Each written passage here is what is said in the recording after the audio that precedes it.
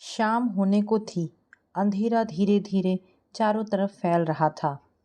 आज रीता के हाथ में शादी के दो दो कार्ड थे। एक विपिन भैया और सीमा भाभी के बेटे मानव की शादी का और एक उसकी जेठानी राधा भाभी की बेटी प्रिया की शादी का। दोनों शादियां भी एक ही दिन थी और दोनों ही रिश्ते ऐसे कि शादी में जाना जरूरी था। रीता सोचने लगी, क्या करे अब वह।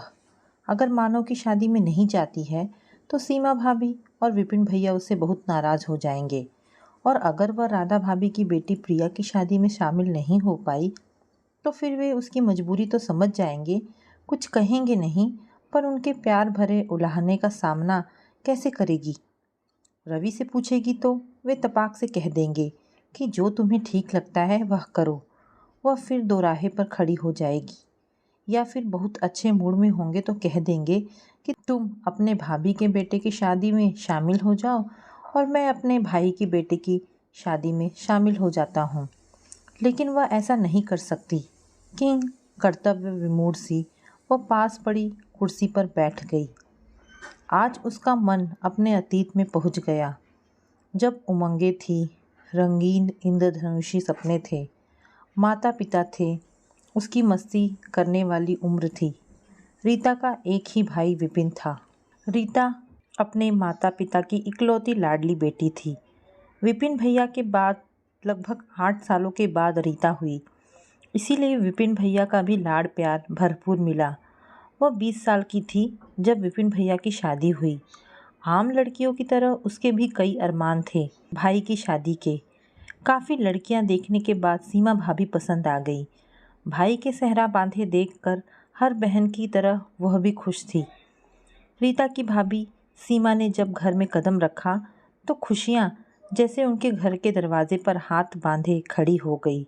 सीमा भाभी 22 साल की ही थी। उम्र का फासला कम था। रीता को लगा उसे हम उम्र एक सहेली मिल गई। अभी तक तो घर में सभी बड़े थे। 2 साल उसे भाभी के सानिध्य में रहने का मौका मिला। रीता की शादी भी 22 साल की उम्र में हो गई।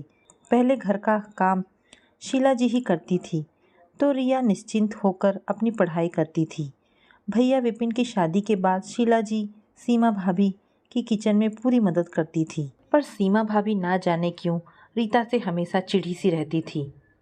शायद उसे लगता था कि वह आराम से अपनी पढ़ाई कर रही है, बाकी सारा काम उसे ही करना पड़ता है। नई बहू होने के कारण वह अधिक नहीं बोल पाती थी, पर भाव भंगिमाओं से सब जता देती थी। सीमा भाभी के हाव भाव समझकर रीता भी कभी कभी किचन में हाथ बटाने की कोशिश करने लगी, तो शीला जी ने टोक दिया, तू जा अपनी पढ़ाई कर, ये काम तो जिंदगी भर करने हैं। रीता जाने को हुई तो सीमा भाभी बोल पड़ी, माँ जी, रीता अब बड़ी हो गई है, कल को ससुराल जाने पर काम करना नहीं आया तो उसे बड़ी परेशानी होगी ससुराल में। भाभी की बात सुनकर रीता को समझ नहीं आया कि भाभी की बात माने कि माँ की। वह एमए कर रही थी। पढ़ने में वह हमेशा कक्षा में अच्छे विद्यार्थियों में गिनी जाती रही। सीमा भाभी अपनी चुप्पी के पीछे से भी पूरी चालाकी दिखा देती थी। विपिन भैया भी उससे अब पहले की तरह मस्ती मजाक नहीं करते थे। रीता को भी पहले की तरह भैया से फरमाइश करने की अब हिम्मत नहीं पड़ती थी। विपिन भैया कहीं बाहर तो जाते तो सीमा भाभी के लिए कई चीज़ें खरीद कर लाते। वह बहुत उम्मीद से देखती कि शायद उसके लिए भी कुछ खरीद कर लाए हों, पर ऐसा होता नहीं था। उसे किसी बात की कमी नहीं थी, पर भाई का कुछ ना लाना जता देता कि अब उनकी ज़िंदगी में उसकी कोई अहमियत नहीं रह गई है। रीता ने जब अपनी माँ शीला जी से शिकायत की तो उन्होंने उसे ही समझा दिया, ऐसा तो होता ही है पगली, तेरी शादी होगी तो तेरा पति भी तेरे लिए ऐसे ही लाएगा। पति के लिए पत्नी सब कुछ होती है। रीता ने मासूमियत लहजे में पूछा, और लोग कुछ नहीं होते?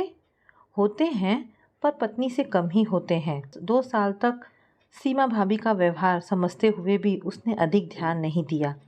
रीता के लिए सीमा भाभी फिर भी अपनी थी, पर सीमा उसे कभी अपना नहीं समझ पाई। उसके 22 के होते होते माता पिता ने उसके लिए लड़का देखना शुरू कर दिया। रवि की अच्छी सरकारी नौकरी थी। उसके घर में 2 भाई व 1 बहन और माँ थी। वहाँ सब कुछ अच्छा देखकर रीता का रिश्ता तय हो गया और फिर उसकी शादी हो गई। शादी हो जाने के बाद उसने सोचा कि अब सीमा भाभी के साथ उसके रिश्ते सहज हो जाएंगे। जब वह कभी कभी आएगी तो भाभी भी उसे पूरा सम्मान देगी। पर यह सिर्फ उसकी सोच थी, ऐसा कभी हुआ नहीं। शादी करके जब रीता ससुराल पहुंची तो ससुराल में सभी ने उसे हाथों हाथ लिया, पर घर में राधा भाभी का ही राज था। वे पूरे परिवार पर छाई हुई थी, सास, ननद और यहाँ तक कि उसके पति रवि के दिलो दिमाग पर भी वही राज कर रही थी। वह अनायास ही ईर्ष्या से भर उठी।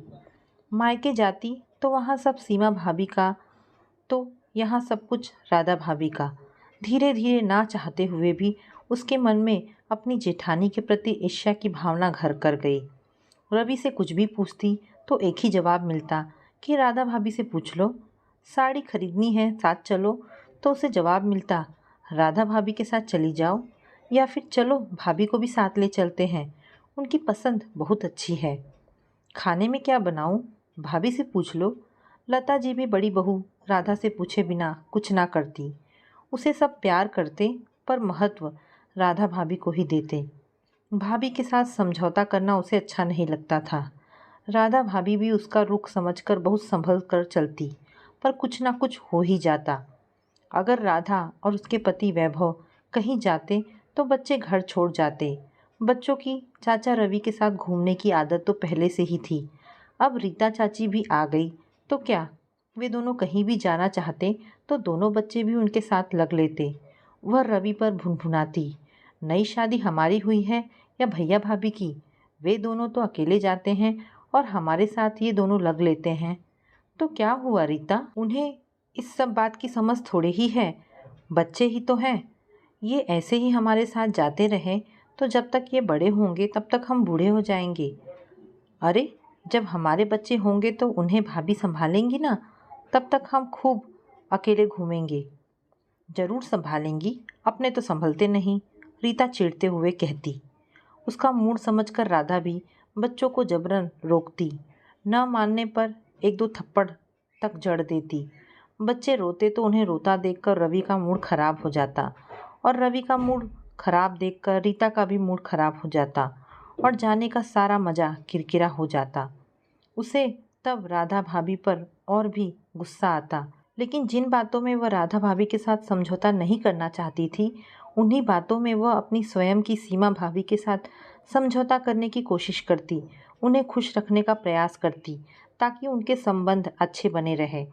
विपिन भैया, सीमा भाभी कहीं जाते तो थोड़े दिन के लिए मायके आने के बावजूद वह भाई के बच्चों की देखभाल करती, उन्हें अपने साथ घुमाने ले जाती, चॉकलेट आइसक्रीम वगैरह खिलाती, पर सीमा भाभी उसे फिर भी खास अहमियत ना देती। रीता उस घर को अभी भी अपना घर समझती, फिर वही पहले वाला हक ढूंढती, पर उसकी सारी कोशिशें बेकार हो जाती। सीमा उससे मतलब का रिश्ता निभाती, इसीलिए उनमें आत्मीयता कभी ना आ पाई। वह जब जब सीमा भाभी के साथ किचन में कुछ करने की कोशिश करती तो सीमा उसे साफ जता देती कि अब उसको रीता का अपने किचन में छेड़खानी करना पसंद नहीं। वह 2-4 दिन के लिए आई है, माँ के साथ बैठे और जाए। धीरे धीरे वक्त बीतता गया। जब रीता माँ बनी, सास लता जी तो बुजुर्ग होने की वजह से उसकी अधिक देखभाल नहीं कर पाई, पर राधा भाभी ने अपना तन मन लगा दिया, माँ जैसी देखभाल की। देखा रीता, भाभी कितना ख्याल रखती हैं तुम्हारा। मैं कहता था ना कि उन्हें समझने में तुम गलती कर रही हो। राधा भाभी की देखभाल से वह पिघलने को होती तो रवि की बात से जल भुन कर जाती। पहले बच्चे के समय जब शीला जी ने कहा कि अब थोड़े दिन के लिए मायके आ जा, तो 1.25 महीने के बच्चे को लेकर वह मायके चली आई। रवि से कह आई कि बहुत दिनों बाद जा रही हूँ, इसीलिए आराम से रहूँगी, तुम्हें तो वैसे भी मेरी ज़रूरत नहीं है। राधा ने जाने की बात सुनी तो मना किया, तुम अभी कमज़ोर हो रीता, खुद की व बच्चे की देखभाल नहीं कर पाओगी, यहीं रहो, थोड़े महीने बाद चली जाना। नहीं भाभी, मुझे देखने के लिए मेरा परिवार है, मेरी माँ व भाभी मेरी देखभाल करेंगी। सीमा भाभी का स्वभाव जानते हुए भी वह बोली। मायके पहुंची तो खुश थी वह, इस बार लंबे समय के लिए आई थी। जब घर पहुंची तो भावुक होकर माँ व सीमा भाभी से मिलना चाहा, पर भाभी का उखड़ा मूड देखकर उत्साह पर पानी फिर गया। शीला जी भी बहुत उत्साहित नहीं दिखी। उसे लगा माँ ने रीति रिवाज निभाने व उसका मन रखने के लिए उसके मायके आने को कहा था। शायद उन्हें सचमुच विश्वास नहीं था कि वह आ जाएगी। ससुराल में राधा भाभी उसके आगे पीछे घूमकर उसका ध्यान रखती, बच्चे की पूरी देखभाल करती। सास हर समय सबसे उसका ध्यान रखने को कहती। उसका बेटा सबकी आंखों का तारा था। वहीं मायके में माँ की भी काम के करने की एक सीमा थी। फिर भी उनका पहला ध्यान अपने पोते पोतियों पर रहता था, नहीं तो बहू की नाराज़गी मोल लेनी पड़ती। सीमा भाभी को तो उसकी देखभाल से मतलब ही नहीं था। जो खाना सबके लिए बनता वही उसके लिए भी बनता। एक दिन रात में उसे तेज ज्वर आ गया। तबीयत खराब होने की वजह से वह बच्चे की देखभाल भी नहीं कर पा रही थी। शीला जी ने रोते हुए बच्चे को उठा लिया। रीता में शक्ति नहीं थी, उल्टियाँ हो रही थी। शीला जी ने हार कर उसके विपिन भाई के कमरे का दरवाज़ा खटखटा दिया। बहुत मुश्किल से भाई की नींद खुली। उसने दरवाज़ा खोला। बेटा, रीता की तबीयत ठीक नहीं है, बहुत तेज़ बुखार है, उल्टियाँ भी नहीं रुक रही है। क्या माँ, तुम भी ना छोटी छोटी बातों के लिए जगा देती हो। अरे परहेज वगैरह वो कुछ करती नहीं, हाजमा बिगड़ गया होगा, कोई दवाई दे दो। बेकार में नींद खराब कर दी। सब कुछ करके देख लिया बेटा, तो बुखार की गोली दे दो। इतनी रात में मैं क्या कर सकता हूँ। और तुम भी माँ, कहाँ की जिम्मेदारी ले ली। उसे अपने घर भेजने की तैयारी करो। उनकी जिम्मेदारी है वही संभाले। सो जाओ, अभी सुबह देखेंगे, कहकर विपिन भैया ने दरवाज़ा बंद कर लिया। शीला जी लौट आईं। न रीता ने कुछ पूछा, न माँ ने कुछ कहा। उसने सब कुछ सुन लिया था। सारी रात वह दर्द से तड़पती रही। माँ सिरहाने बैठी रही, पर भाई भाभी ने सहानुभूति जताने की कोशिश भी ना की। सुबह बुखार कम हो गया, पर तबीयत फिर भी ठीक नहीं थी। लेकिन भैया भाभी ने यह पूछने की जहमत नहीं उठाई कि रात में तबीयत ठीक नहीं थी, अब कैसी है। वह सोच रही थी कि उसकी इतनी तकलीफ में तो ससुराल में रात में पूरा घर हिल जाता, यहाँ तक कि बच्चे भी उठकर बैठ जाते। यहाँ माँ के अलावा सब सो रहे थे। सोचते सोचते उसका मन भारी सा हो गया। इस गलत फहमी में बंधी हुई है वह, बार बार यहाँ आती है और भैया भाभी के द्वारा अपमानित होती है। क्या खून के रिश्ते ही सब कुछ होते हैं। ससुराल में सब उस पर जान छिड़कते हैं, लेकिन उन्हें वह अपना नहीं समझ पाती। उल्टा चाहती है कि उसका पति भी उन्हें अधिक तवज्जो ना दे। वह बिस्तर पर उदास सी बैठी हुई थी। तभी शीला जी चाय लेकर आ गई। रीता बेटी, रात की बात से दुखी होगी, यह तो वे जानती थी, पर उनके हाथ में था भी क्या। क्या हुआ रीता, अब कैसी तबीयत है तेरी। माँ ने स्नेह से उसका सिर सहलाते हुए बोली। अब ठीक है माँ, आपको भी रात भर सोने नहीं दिया मैंने। अरे कैसी बात कर रही है तू। अच्छा चल मुंह हाथ धो ले और चाय पी ले। रीता चुपचाप चाय पीने लगी। माँ ने अपना कप उठा लिया। दोनों चुप थे, पर दोनों के दिल की बातों से परेशान थे। माँ, मेरी तबीयत अगर ऐसी ससुराल में खराब होती तो राधा भाभी सारा घर सिर पर उठा लेती। अचानक रीता बोली तो शीला जी समझ गई कि रीता क्या कहना चाहती है। वे धीरे से उसके पास खिसक आईं। रीता, तू जिन रिश्तों की जड़ों को सींचना चाह रही है वे खोखली हैं, सूखी हुई हैं बेटा। खून के रिश्ते ही सब कुछ नहीं होते। जितनी कोशिश तू अपनी भाभी के साथ बनाने की करती है, उसका अंश मात्र भी अपने ससुराल वालों के साथ करेगी तो वे रिश्ते लहलहा उठेंगे।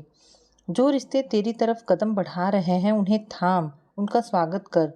जो तुझसे दूर भाग रहे हैं उनके पीछे क्यों भागती है। माँ उसके और अपने मन के झंझावतों को शब्द देती हुई बोली। ये तेरी मृत तृष्णा है कि कभी ना कभी भाभी तेरे प्यार को समझेंगी और तेरी तरफ कदम बढ़ाएगी। कुछ लोग प्यार की भाषा को कभी नहीं समझ पाते, पर तू प्यार की कीमत समझ रीता। अपनी राधा भाभी के प्यार को समेट ले। वही हैं तेरे भैया भाभी, जो तेरे दुख सुख में काम आते हैं, तेरा ख्याल रखते हैं, तेरे अच्छे बुरे व्यवहार को तेरी नादानी समझकर भुला देते हैं। शीला जी उसे पहले भी यह बात कई बार समझाना चाहती थी। उसके प्यार का बहाव ससुराल की तरफ मोड़ना चाहती थी, पर रीता समझना ही नहीं चाहती थी। पर आज पता नहीं क्यों माँ की बात समझने का दिल कर रहा था। उनकी बातें उसके अंतर्मन को छू रही थी। शीला जी चली गई तो वो अपने आप में गुमसुम सी हो गई। जब उसका पथरी का ऑपरेशन हुआ था तब भी कैसे सास व राधा भाभी ने दिन रात एक एक कर दिया था, और यहाँ के भैया भाभी ने बस एक फ़ोन करके अपने कर्तव्यों की इतिश्री कर ली थी। ससुराल में सभी ने तन मन धन लगा दिया था। ननद भी ऑपरेशन के समय 2 दिन के लिए उसके पास आ गई थी। आज पिछली सारी बातें जैसे साफ हो रही थी। उसकी आंखों पर पड़ा भ्रम व मोह का पर्दा हट रहा था। आज पहली बार वह समझ रही थी कि जो उसे अपनाना चाह रहे हैं उन्हें वह ठुकरा रही थी, और जो उसे ठुकरा रहे हैं उन रिश्तों के पीछे वह भाग रही थी। सच वे भी तो भैया भाभी हैं जिनसे उसे प्यार मिलता है। उसके ना सही उसके पति के हैं तो उसके भी हैं, वे रिश्ते भी तो उसके अपने हैं। वह उठकर चुपचाप सामान पैक करने लगी। तभी माँ कमरे में आ गई। क्या कर रही है रीता? उसे सामान पैक करते देखकर शीला जी बोली। अपने घर जा रही हूँ माँ, अपनी राधा भाभी के पास। माँ चुप हो गई। दोनों माँ बेटी बिना शब्दों के कहे भी एक दूसरे की दिल की बात समझ गई। दूसरे दिन रीता ससुराल लौट आई। उसे वापस आया देखकर घर में सास, पति, रवि, राधा भाभी और वैभव भैया सभी खुश हो गए। किसी ने उससे नहीं पूछा कि वह इतनी जल्दी क्यों लौट आई। धीरे धीरे समय कुछ साल आगे सरक गया। उसके बच्चे थोड़े बड़े हो गए। फिर उनका तबादला इंदौर से दिल्ली हो गया। समय धीरे धीरे सरकता रहा। माता पिता व सास का साथ समय के साथ छूट गया। शीला जी के जाने के बाद कानपुर जाना बंद हो गया, लेकिन इंदौर राधा भाभी के पास त्योहार व छुट्टियों में आना जाना बना रहता। तभी घंटी की आवाज़ सुनकर वह चौंक गई। शायद रवि ऑफिस से लौट आए थे। वह वर्तमान में लौट आई। उसने उठकर दरवाज़ा खोल दिया। क्या बात है रीता, बहुत खोई खोई सी लग रही हो, तबीयत ठीक नहीं है क्या? रवि उसे इस कदर उदास देखकर बोले। नहीं, कुछ नहीं, सब ठीक है। इंदौर से प्रिया की शादी का कार्ड आया है। जाने की तैयारी करनी है, रिजर्वेशन कराना है, यही सब सोच रही थी। वह उत्साहित होते हुए बोली। और यह दूसरा किसका है? रवि दूसरा कार्ड उठाते हुए बोले। यह कानपुर से आया है। रीता लापरवाही दिखाते हुए बोली। आप बैठकर देख लो, मैं चाय बनाकर लाती हूँ। कहकर रीता उठकर किचन में चली गई। थोड़ी देर बाद 2 कप चाय बनाकर ले आई। अरे, यह तो मानव की शादी का कार्ड है, वहाँ भी तो जाना होगा, तुम वहाँ चली जाओ। मैं नहीं, रीता बीच में बात काटती हुई बोली। वहाँ आप उपहार भेज दो, हम दोनों ही इंदौर जाएंगे, और थोड़े दिन पहले जाएंगे क्योंकि शादी में मदद भी तो करनी है। रीता पूरे आत्मविश्वास से बोली और शांत भाव से चाय पीने लगी। रवि ने चौंक कर उसकी तरफ देखा, सब कुछ समझा और चुपचाप चाय पीने लगे। समझ गए कि प्यार व स्नेह के रिश्ते खून के रिश्तों पर भारी पड़ गए हैं। आपस में प्यार और विश्वास नहीं है तो खून के रिश्ते के धागे भी कच्चे पड़ जाते हैं। हर रिश्ता अपने आप में महत्व रखता है। कुछ लोग प्यार की भाषा कभी नहीं समझते, इसीलिए परछाइयों के पीछे भागने के बजाय हकीकत को अपनाना चाहिए। तो दोस्तों, आशा करती हूँ ये कहानी आपको पसंद आई होगी। अगर आपको कहानी पसंद आई है तो प्लीज़ इसे लाइक एंड शेयर करें।